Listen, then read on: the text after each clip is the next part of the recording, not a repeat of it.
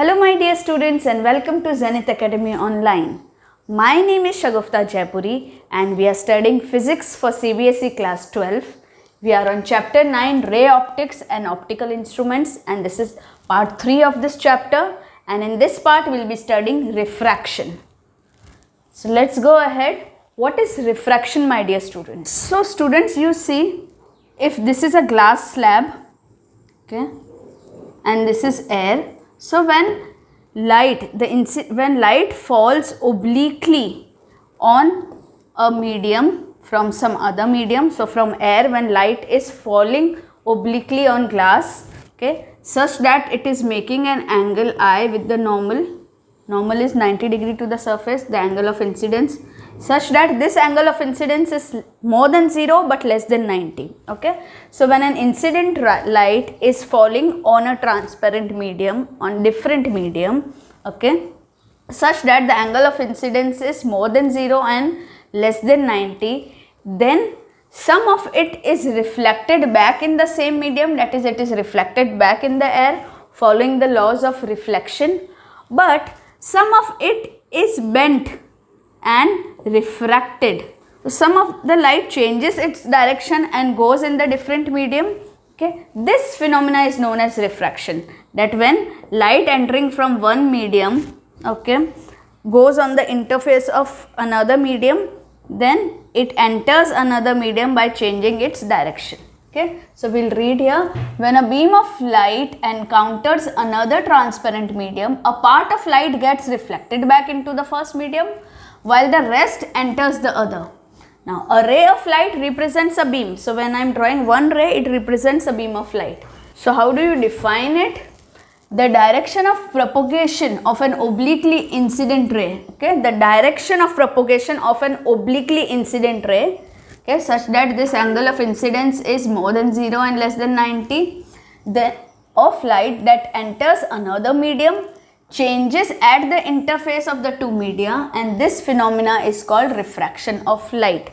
So you have to remember the keywords, that the direction is changing, the direction of propagation of an obliquely incident light that enters another medium changes, where the direction changes at the interface of the two media. This phenomena is called refraction of light. So here you can see this is the interface separating two medium 1 and medium 2. So when an obliquely incident light falls on the interface which is separating the two media, it changes its direction. This is known as refraction. Now how it changes the direction we will study later. So see here, for studying refraction, first we should understand the Snell's laws of refraction. Okay, so what does Snell's law say? That the incident ray, the refracted ray and the normal to the interface at the point of incidence all lie in the same plane. See, this is the incident ray, okay, this is the refracted ray, and this is normal at the point of incidence. This is the point of incidence to the interface. Okay, so this incident ray, normal and refracted, all of them lie in the same plane. Okay, the incident ray, the refracted ray and the normal to the interface. This is interface and this is normal to the interface at this point of intersection. All lie in the same plane. The next second law says the ratio of the sine of the angle of incidence to the sine of angle of refraction is constant. Okay, so if you see, this is the angle of incidence, if I denote it by I and if I denote it by R. Okay, so it says that the ratio of sine of the angle of incidence to the sine of angle of refraction is a constant. This is denoted by N or mu. Okay, and this is the refractive index. Okay, now refractive index of whom? Refractive index of the second medium.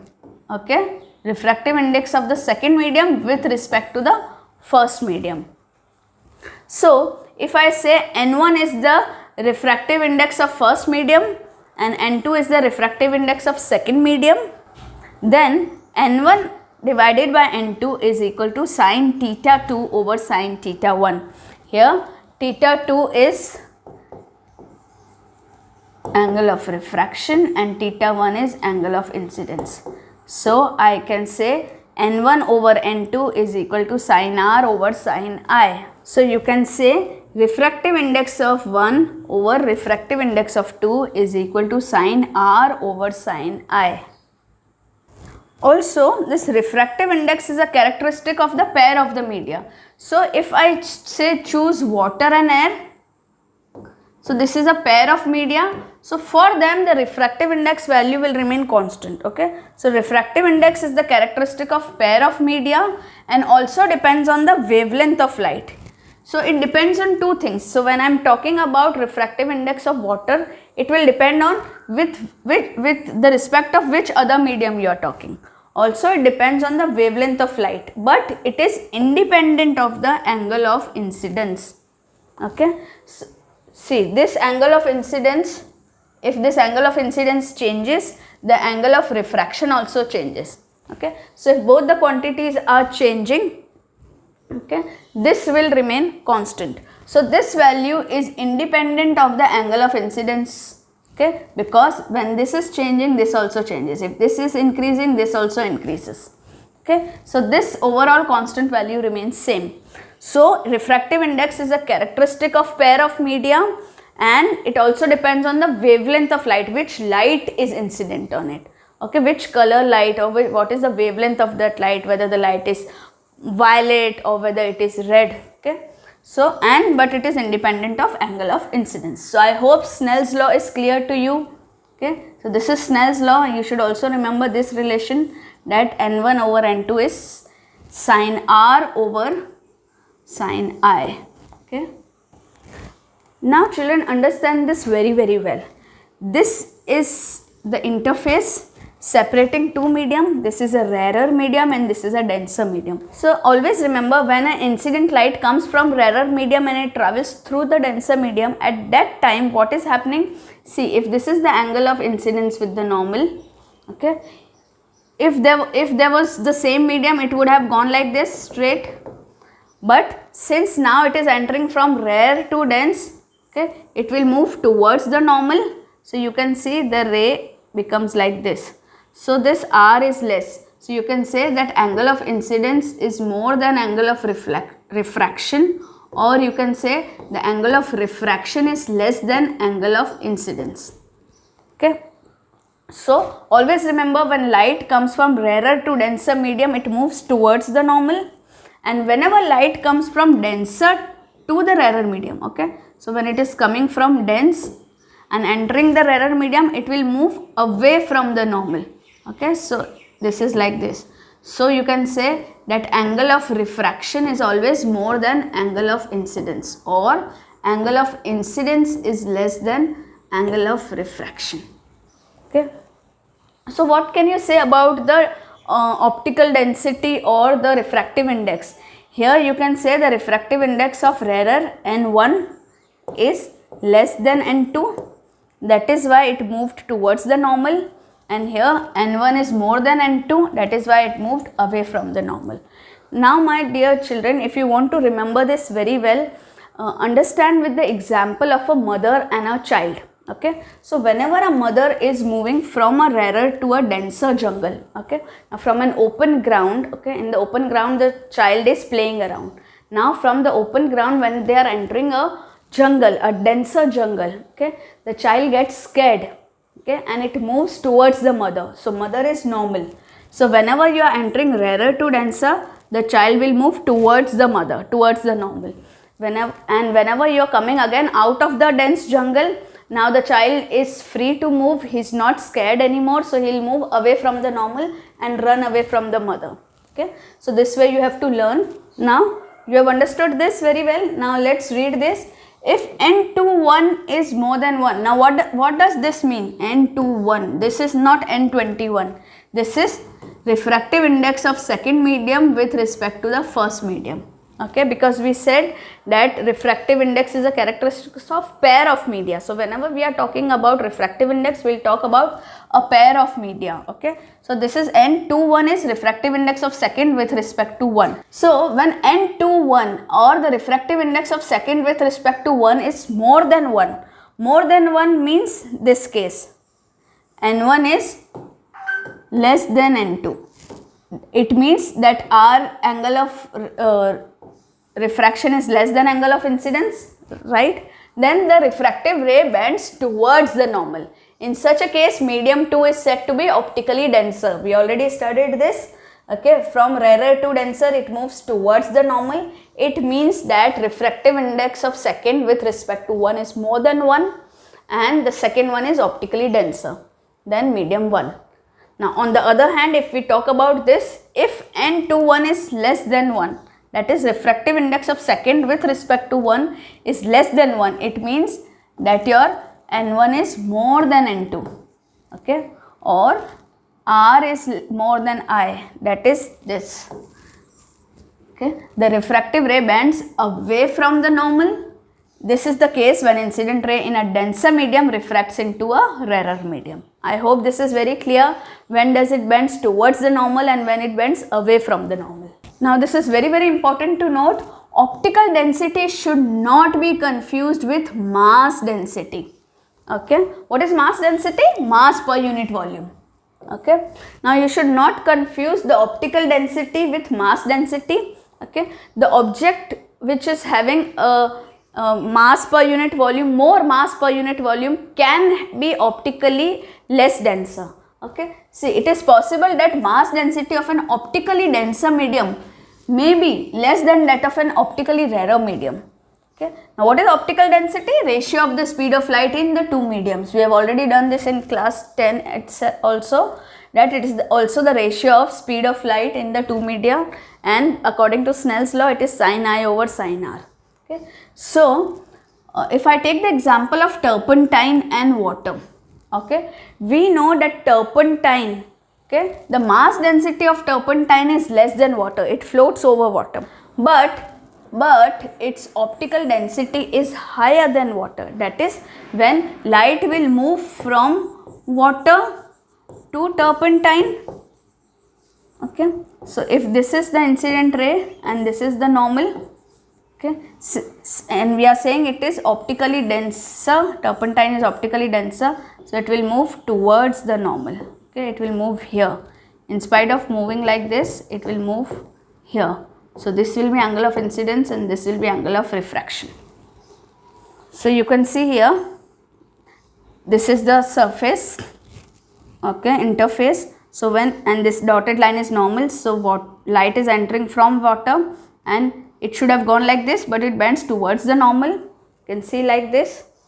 If it is falling like this, in turpentine oil, it will move towards the normal.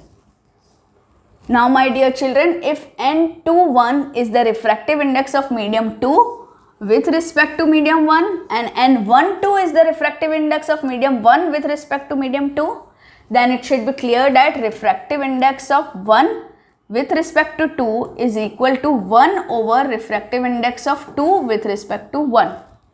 Okay. Now it also follows that if there are 3 mediums, okay, 1, 2 and 3, say 1, 2 and 3, there are 3 mediums. Okay, so light is entering like this. Okay, it might bend towards the normal. Now here it might be rarer, it can move like this. Okay, anything. If there are 3 mediums, then what do we say? Say that this is the refractive index of third with respect to 2. Okay, then we can say that N, that is the refractive index of third with respect to 2, is equal to refractive index of third with respect to 1 into refractive index of 1 with respect to 2. So students, please remember these. Okay, these can be said as the identities of the refraction. Okay, so refractive index of first with respect to the second is 1 over refractive index of second with respect to 1, and if there are 3 mediums, then refractive index of this third with respect to 2, okay, is equal to refractive index of this third with respect to 1 into refractive index of 1 with respect to 2. Okay, so you have to remember this. This will come for your numericals. Now let's talk about refraction through a rectangular glass slab. I know many of you are already aware of this, but we'll still do it again. So here you can see there is this incident ray. This is a rectangular glass slab and light is incident from this direction. So this is an obliquely incident ray, okay, which is falling obliquely to the glass. Now with the normal it is making an angle I1.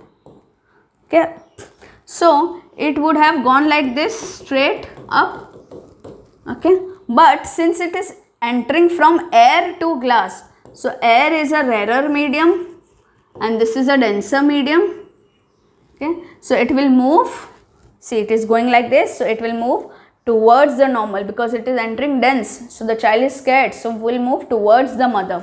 So here you can see this will move towards the normal. So you can observe at this point the line is bent. So if this is angle of incidence, the angle the refracted ray makes with the normal is refracted angle, so this is R1.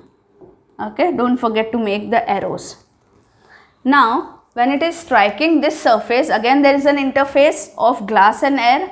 Okay, this is the interface you can see, and if I draw this normal, okay, now you have to see that this is second incident angle, so I will label it as I2. Now it is moving from dense to a rarer medium, so the child is now free to move, it will move away from the normal, so it is moving like this. So my dear children, if you see this earlier incident ray, the first one, and this emergent ray, okay, which is formed after the second refraction, that is R2, okay, so if you see this, these two are parallel rays. The first angle of incidence is equal to this R2 or the emergent angle. They are in the same direction, so there is just a lateral shift. So there is a shift of the emergent ray from the incident ray. This was the incident ray and this is the emergent ray which is emerging after second refraction. So this is also a similar diagram, but here this ray is falling from this direction. So this is the incident ray, that's the normal. So this is I1, angle of incidence. Now since it is moving from rarer medium to denser medium, what will happen? It is moving towards the normal. So this is the refracted ray and this angle is R1. Okay. Now at the second interface, this is I2 and this is R2. Okay. So you will see that this emergent ray is parallel to this earlier incident ray. So there is a lateral displacement. You have to learn this term, lateral displacement. So for a rectangular slab, refraction take place at two interfaces. One was this interface, second was this interface. Okay, it is air glass and glass air. It is easily seen that R2 is equal to I1. Okay, this I1 is equal to R2, this R2. Okay, that is the emergent ray is parallel to the incident ray. There is no deviation. Okay, you cannot see a deviation the way you see in a triangular prism. So there is no deviation, the direction is same, okay, but it does suffer lateral displacement or shift with respect to the incident ray. So there is a lateral displacement or a lateral shift with respect to this incident ray. I hope this is very clear. I have explained it with two diagrams. Now let's see another observation or another phenomena. So children, have you ever noticed that if there is a water tank and you try to observe the bottom appears to be raised, or if you put a coin in the glass of water or a tank of water, the coin appears to be raised. Okay, this is also because of refraction. So see here, suppose this is the original height of the tank, or suppose this is a coin and we are seeing this is the original height, this is the original height, right, but it appears to be here. Okay, why we see it raised? Okay, so see this diagram very carefully. If this is your object, okay, that you are seeing, draw, and this is the line of observation. I'll explain you with two line of observation. So suppose now this is the line of observation. Now rays from this object, okay, I am taking out two rays from this object like this. Okay, when will we be able to see that object? When rays coming out from that object falls into our eyes. So I have taken these two rays. Now if at this point I draw a normal, okay, at these 2 points if I draw a normal here, what you will see here is, since it is moving from dense medium to a rarer medium, it will move away from the normal. So you can see here it is bending like this. Okay, it is bending. It is not going straight. It is bending like this. Okay, so when it is bending like this, these rays which are coming to our eyes have appeared to come from another point. So now these two rays, when you try to join it back, okay, it will join at this point. Okay, see, if you keep a scale here and try to extrapolate it, okay, it appears to have come from there. Actually it has come from here, but since at this interface it has suffered refraction, so it is coming to our eyes like this. So our eyes feels that it has come from a point like this. That is why this is the apparent depth. We feel that the object is placed here. Similarly, if you see this, okay, this is the object and here seeing from an angle. Okay, so first I'll draw a straight line, okay, from here, and now I take these two rays coming out of it. Now here, if again we draw a normal, we see that it is bending away from the normal. So now since the incident angle is less here, it will be less refracted. Here it is more, the refraction is more. So now if these two rays of light is entering our eyes, it will appear to have come from this point. Okay, so it appears to be raised. I hope this diagram is very clear to you. Now let's read. Another familiar observation is that the bottom of a tank filled with water appears to be raised. Now for viewing near the normal direction, it can be shown that the apparent depth h1 is real depth divided by refractive index of the medium or water in this case. So what we can say, that this h1, that is the apparent depth, okay, is equal to the real depth divided by the refractive index of the medium. That in this case it is water, so refractive index of the second medium with respect to the first medium, water with respect to air. Okay, so apparent height is equal to real height divided by the refractive index of this medium in which it is getting refracted. Okay, so on this also there are numericals, so always remember this, and in your exam this type of a diagram can also be asked. Moving ahead, there are very interesting phenomena like early sunrise, delayed sunset, and the apparent flattening of the sun at sunset and sunrise. Okay, so all the three phenomena are due to refraction of the sunlight from the different layers of the atmosphere. This is our earth. Okay, suppose we are standing here on earth and we are observing the sun from the earth. Now around the earth, can you see these are the three layers of atmosphere. Now we know the layers of the atmosphere as we go ahead. Okay, as we move up from the surface of the earth towards air, okay, the density goes on decreasing. The air is thick or denser near the surface, and as we move up, the density goes on decreasing. So you can say that this layer is denser than this layer and this layer is denser than this. Okay, so if I see this layer, okay, this is rarer and this is denser. Okay, so actually the position of sun is like this. Okay, the light from the sun goes here. Okay, so this is the interface, the first. So if this is the normal, okay, suppose this is the normal. Okay, so it will move, it will bend and move towards the normal. It is not going straight, it is bending towards the normal. Okay, now at this interface again the same thing will happen. It will not go straight, it will bend and move like this. So subsequently it keeps on bending and reaching us like this, and this ray is what we see. Okay, this ray is what we see. So it appears to have come from, if I make it a straight line, it appears to have come from here. So we feel that the sun is here. Actually the position of the sun is below horizon, but we see it above horizon. That is why even though it has not risen, we see it that there is a sunrise. Okay, actually before the sunrise has actually happened. Okay, so let's read this. Sun is visible a little before the actual sunrise. Okay, sun is visible before an actual sunrise and until a little after the actual sunset. Now during sunset also this same phenomena happens. Now during sunset, this is the earth, this is the horizon. Okay, these are the layers of atmosphere. Okay, now this is already set. Okay, this is below the horizon, but when light goes from here to here, okay, it bends, it again bends, it again bends. Okay, and here we are observing it, so we see it like this.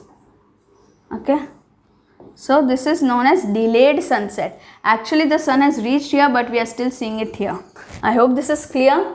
So the sun is visible a little before the actual sunrise and until a little after the actual sunset due to refraction of light through the atmosphere. Okay, the figure is highly exaggerated to show the effect. Now children, you should remember the refractive index of air with respect to vacuum is 1.00029. Okay, due to this the apparent shift in the direction of the sun is by about half a degree. Okay, so what is the apparent shift in the direction of sun? By half a degree, and the corresponding time difference of half degree shift between the actual sunset and apparent sunrise is about 2 minutes. So before 2 minutes we are able to see it, and even after 2 minutes of setting of sun we are able to see it. So the apparent flattening, okay, one more phenomena, apparent flattening, that is oval shape of the sun at sunset and sunrise is also due to the same phenomena. We are not able to see it round, but we are able to see it flat, again because of refraction through different layers.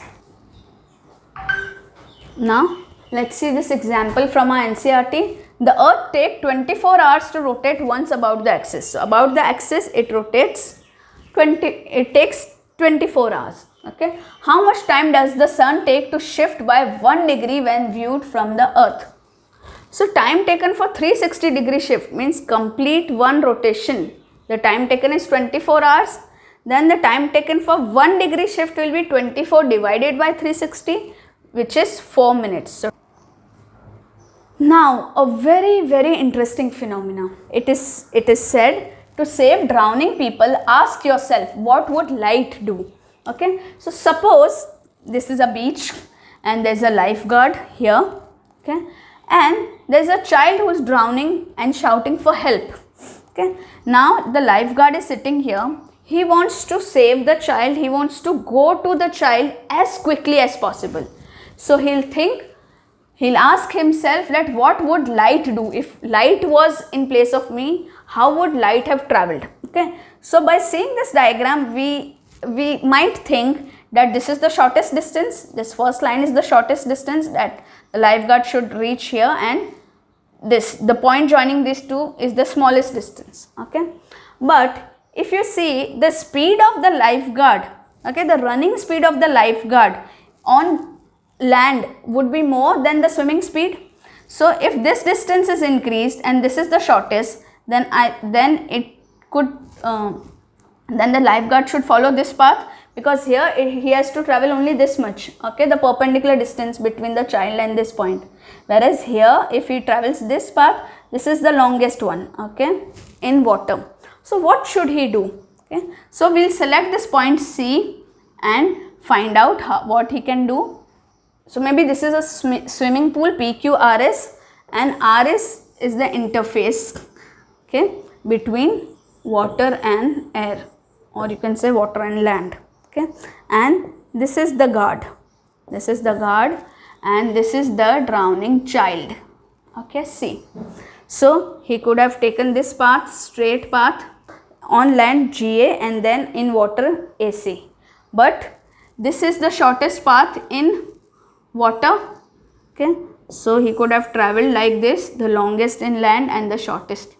So let us suppose he took this point. Okay, he traveled in land like this and then in water like this. Now suppose this length is L1 and this length of his traveling is L2. So what can be the So what is the total time that he is taking? So time to travel this one. Okay, suppose his speed in land is v1 and his speed in water is v2.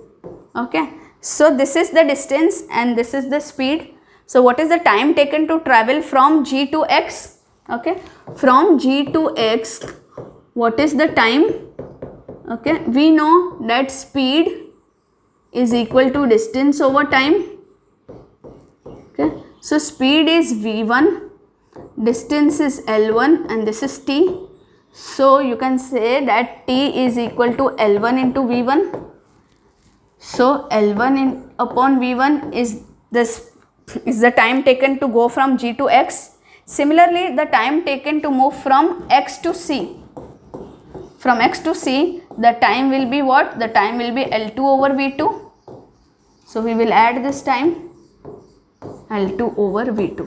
So this is the expression for finding the total time taken by this guard to reach from G to C. So now to make this time minimum, one has to differentiate it, okay, with respect to coordinate of X and find the point X when t is minimum. Okay, so by differentiating with respect to the coordinate X, we can find the point X which is a minimum. Now on doing all this algebra, which we skip here for your portion, we find that the guard should enter water at a point where Snell's law is satisfied. So what you will write? The guard should enter water at a point where Snell's law is satisfied. So we can say that total time taken was L1 over V1 plus L2 over V2, and we have to differentiate it to get the minimum possible time. So we find after all this algebra that the guard should enter water at a point where Snell's law is satisfied. Now how to do that? Now to understand this, at this point we will draw a perpendicular line. Okay, so if this is the normal at this point, okay, and this is the incident ray, then this is angle of incidence and this is the refracted ray, and the refracted ray makes some angle with the normal, which is r. So for minimizing the time, we should follow Snell's law. It means that sin I over sin r should be equal to v1 over v2.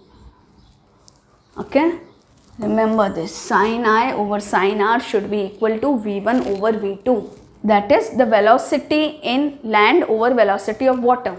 So in this case, v1 over v2, the ratio of the velocity of light in vacuum to that in medium, that is water, is the refractive index of the medium.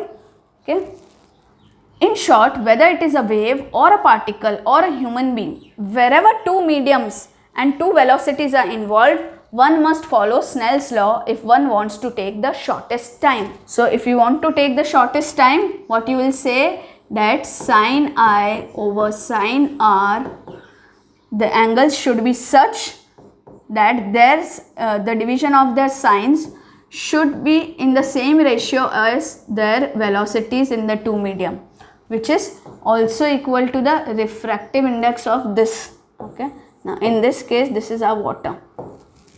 Okay, so the guard should take such a point such that his angle of incidence, the ratio of his angle of incidence to the angle of refraction should be equal to the refractive index of this medium, and then only he will be able to reach at the shortest time possible.